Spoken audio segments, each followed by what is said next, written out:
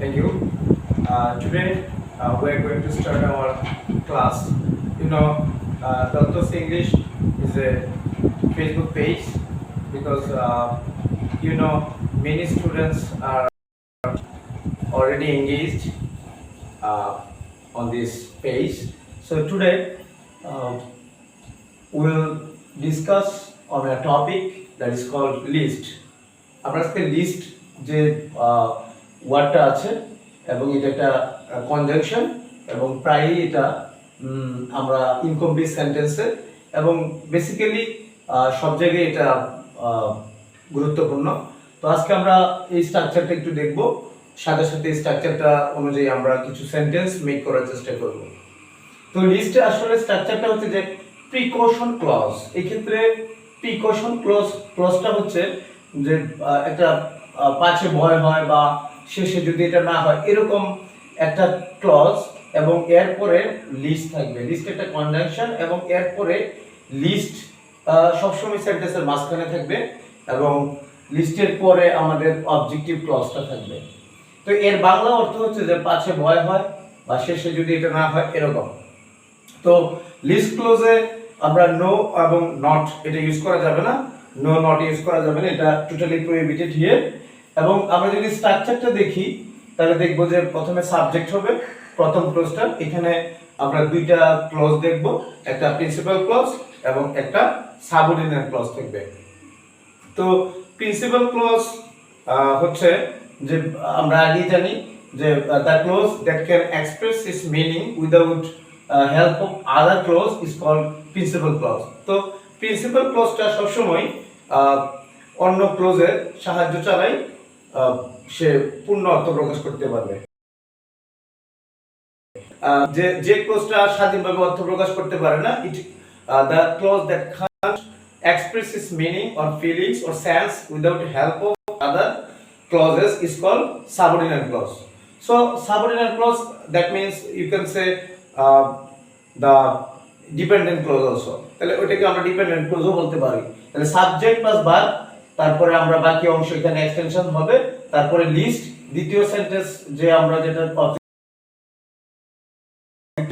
অবশ্যই শুড, এখানে লিস্টের পরে একটা সাবজেক্ট হবে, সাবজেক্টের পরে শুড এবং মাইট মডাল হিসেবে হবে। এবং আমরা জানি যে মডালের পরে সবসময় ভার্বের প্রেজেন্ট ফর্ম হয় এবং ভার্বের বেস ফর্ম হবে।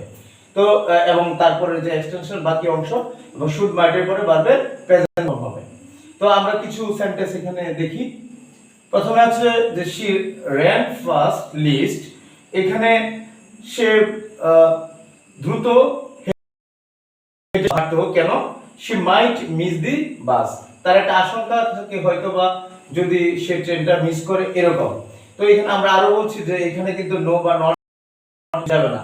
তো she ran fast lest she might miss the bus। এখানে লিস্টের পরে এখানে আমরা এখানে প্রথম ক্লজে সাবজেক্ট ছিল she, দ্বিতীয় ক্লজে একই সাবজেক্ট she দিলাম, দেওয়ার পরে আমরা দুটো ভার্ব এখানে ইউজ করতে পারবো, অনলি শুড অর মাইট।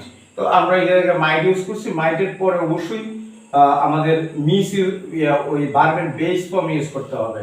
এটা আমাদের ইচ্ছা মতো আমরা ভার্বের বেস ফর্ম ইউজ করতে পারি।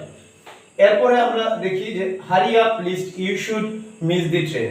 হারি আপ মানে তাড়াতাড়ি করো। আচ্ছা না কি ইম্পারেটিভ সেন্টেন্স, এখানে আমরা লিস্টের পরে সেকেন্ড পারসন দিই, সেকেন্ড পারসন এখানে আমরা ইউজ করছি লিস্ট এরপরে সেকেন্ড পারসন এবং এরপরে অবশ্যই শুড ইউজ করতে হবে এবং শুড যেহেতু মডাল অক্সিলারি সেই হিসেবে এরপরে অবশ্যই ভার্বের পাস্ট ফর্ম ইউজ করতে হবে।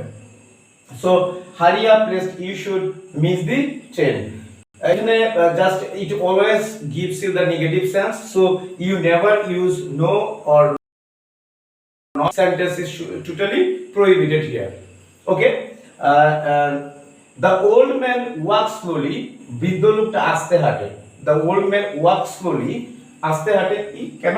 লিস্ট, তার আশঙ্কা হচ্ছে he should stumble down। এটা stumble down হচ্ছে হুচুট খেয়ে পড়ে যাওয়া বা হোঁচট ইংরেজি হচ্ছে stumble এবং ডাউন এর সাথে যুক্ত করে আমরা stumble down মানে হুচুট খেয়ে পড়ে যাওয়া। তার আশঙ্কা হচ্ছে যে আস্তে হাঁটে old man because of his প্রিকশনটা কি? ওই যে সতর্কতা, যে সে যদি পড়ে যায় এরকম।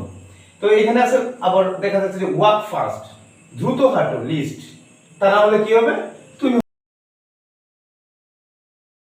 The class. তো এখানে আরেকটা সেন্টেন্স আমরা যদি দেখি, টেক ইউর আমব্রেলা, লিস্ট। আমরা জানি যে এখন বর্ষাকাল, আমি যদি বলি যে টেক ইউর আমব্রেলা, ছাতাটা না, ছাতা না নিলে কি হইতে পারে, আশঙ্কাটা কি হইতে পারে বা পাচ্ছে কি হইতে পারে, হতে পারে যে আমি বৃষ্টিতে ভিজে যেতে পারি। লিস্ট যেহেতু ইম্পারেটিভ সেন্টেন্স, এখানে আমরা ইউ ইউজ করেছি সেকেন্ড পারসন, তাহলে lest you might get wet, ভিজে যেতে পারো বৃষ্টিতে, ইন দি রেইন, অথবা you might get drenched in the rain. So another sentence, walk slowly, আস্তে হাঁটো, লিস্ট এখানে কি হবে, আস্তে lest you should fall down, পড়ে যেতে পারো। Okay, so walk slowly, lest you should fall down.